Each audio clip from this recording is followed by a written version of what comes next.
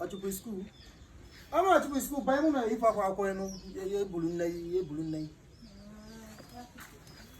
can't. No.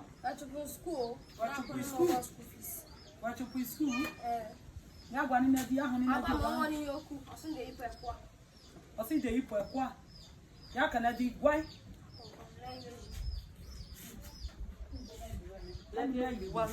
Come on in osa kazon. Nko. Notice oma. Hello. This oma says you are a school sana e gero. Kin hide da iko kwa ha. Enwere m gwa akoma akụfu. Ye nwo gwa ya ika ku. Ma azu onye ohi. Ya azu onye ohi. Agwana me. Ma azu onye ohi. Onye nwe onye ohi me uniform. You want nya kene. You want nya kene. Ohi gozu. Ana wasa nwan ani je lan m. Je lan m dida kuna agwa. Nda gbada ya gwa na gwa ni ni izu na ni yezu oho kimen pe be. Ya anam. Ihe wa gwa m ya izu pa na we ko ebe nka nwa ya no ho a. We are you dey ifa pa. Enwani. Nye won. Enwani. Na this summer where go school. Onwe here me.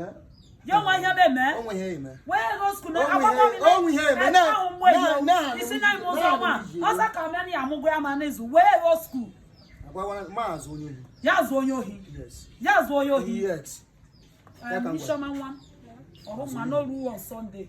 On Sunday Nigeria meeting India and they pele di. Onu eba no ni niki. Elu magwara na azu ndi ohi. Onu eba no ni niki many na di. Kan na mo we be nsa na to na hi osimba no choken no. Omugo os me wenwero. Ya dey yi. Agwa na ani memu sioma. Aya mo a. Ani memu a. Aya mo a. Anozi memu. Osi re zo hi. Mba. Osa mi amo. Osa re zo hi. Ma mo ni hi. Mete sima agwa ko ya ma na di ezugwo igi hia. Osu igi kaboro. Na di ejazi da zo hoho na Kristi. O mo na go. Onu ikebui. Nta gba Onu ikebui. Osasa ka mo zo hi. You are not hi. I know hi. Onu ikebui. Le ko ri nne na wan yo hi.